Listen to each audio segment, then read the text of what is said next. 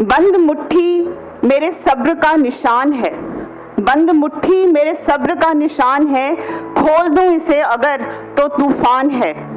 मेरी तकदीर नहीं इन लकीरों में, मेरी तकदीर नहीं इन लकीरों में, ये मेरी जीत का फरमान है। These lines I wrote to capture the essence of being a woman. Our forbearance, our fortitude give us so much of power to shape our own destiny, but oftentimes we get bogged down by all that we set out to accomplish, that we tend to lose sight of who we are and where we want to be. I have no claim to fame, no stellar achievements to my name, and no trophies or awards to frame. I'm sorry for such cheesy rhyming. The poet inside of me is going to keep making appearance from time to time during my talk, so pardon me for that. So what am I doing here?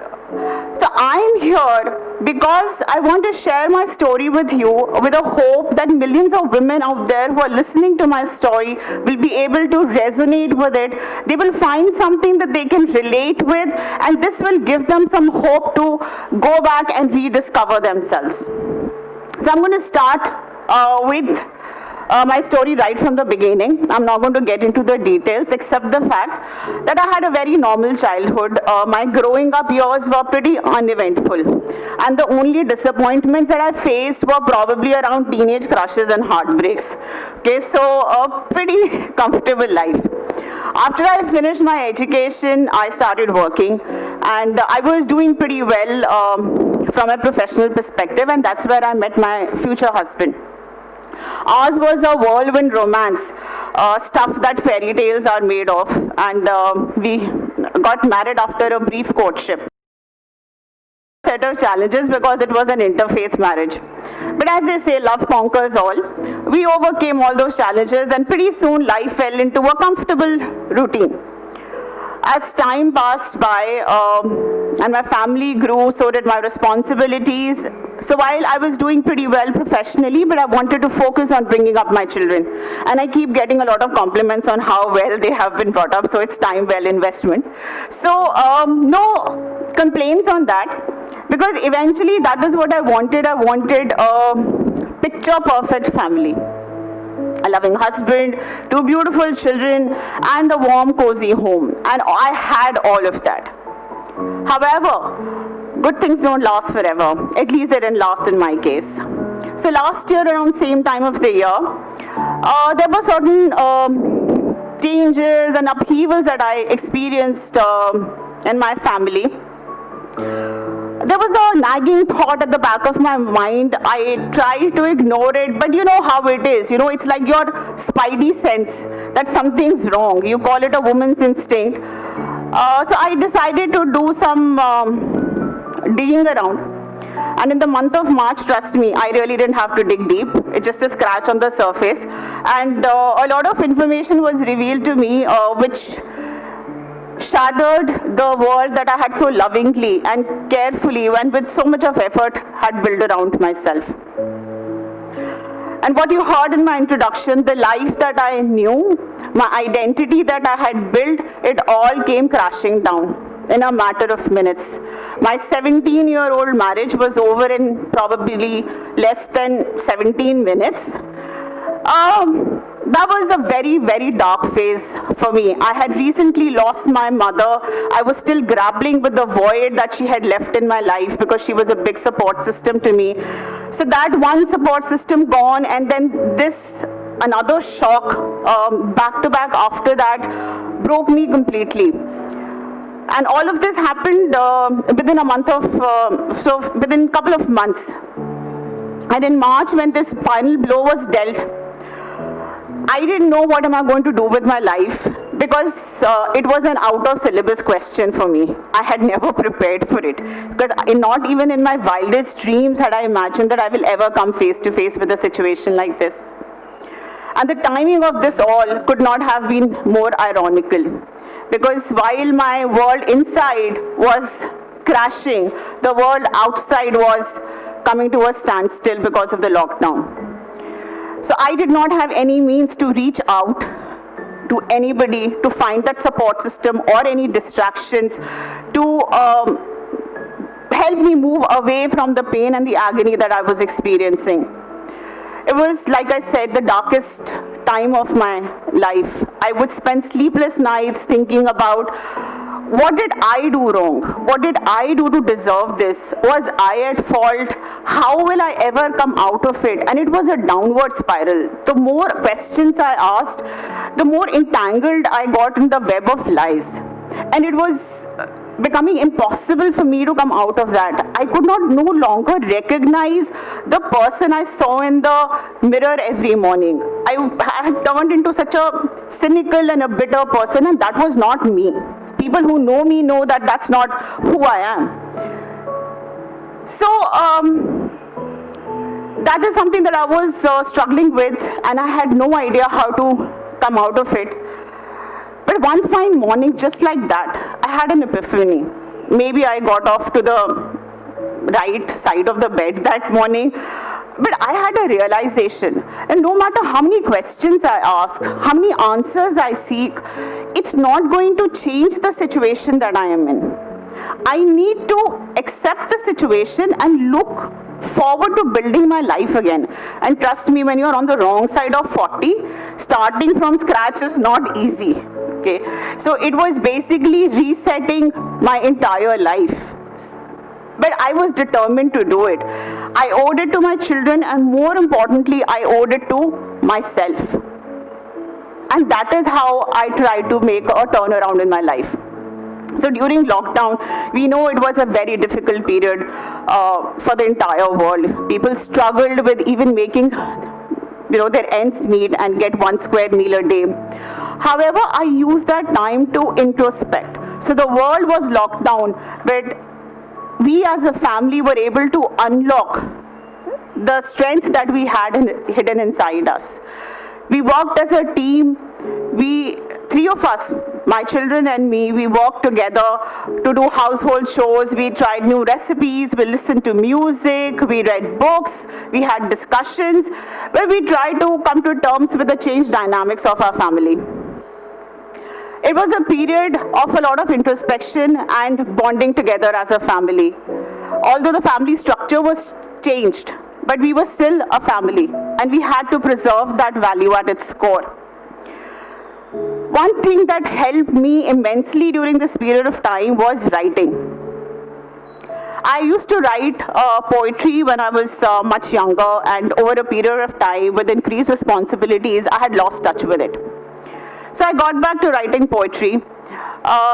It started as a means to express our unresolved emotions. My daughter also started to write with me. She's all of 15 years. We started our blog, we started our Instagram page, we started posting our poems there, and our work was getting noticed all over the world. We didn't have too many followers to begin with. However, we got a lot of acknowledgement and appreciation from people across the country, even from abroad. And that gives us a lot of confidence to take it further. So as it happened, I came across a post on Instagram which invited poets from across the country to send in their poems to be included in an anthology on mental health.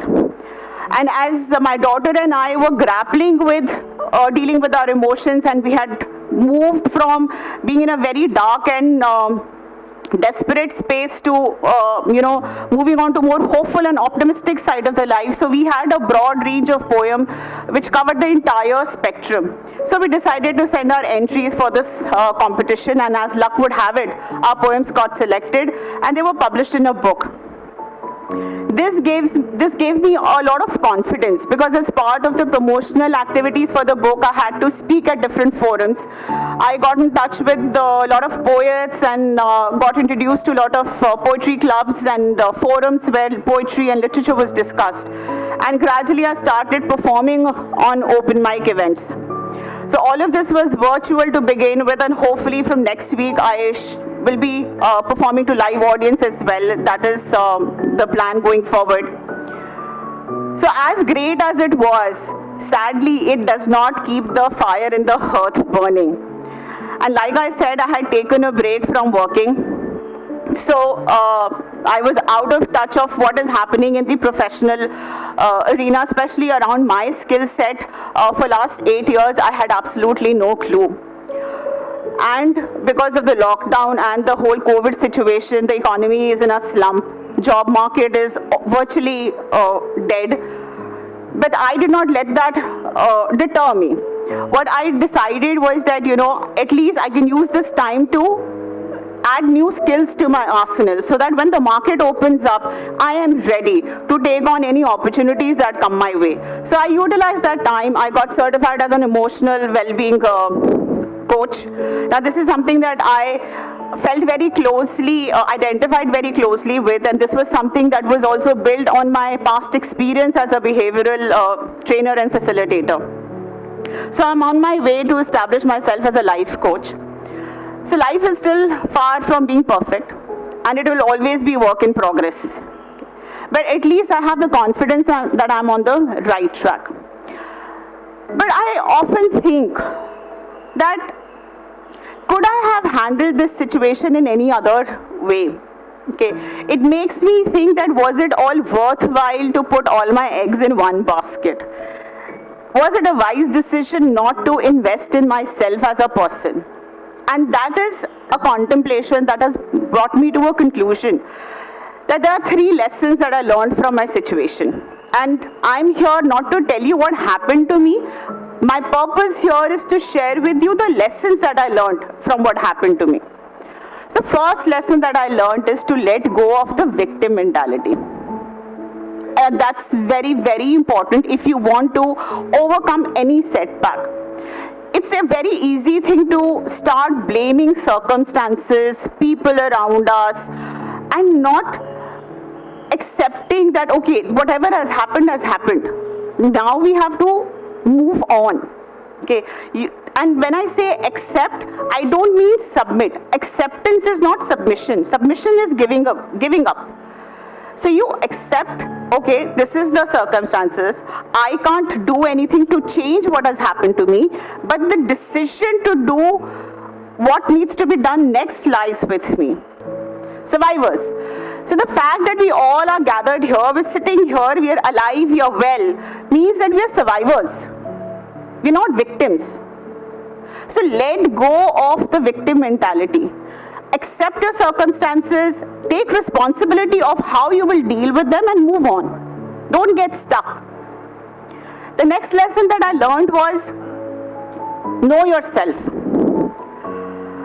Now if I was to ask most of the people here, mainly women, we identify ourselves with the different roles that we play.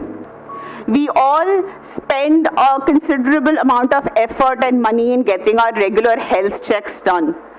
How many of us really invest our time and effort in getting our emotional checkup done or invest in our emotional well-being?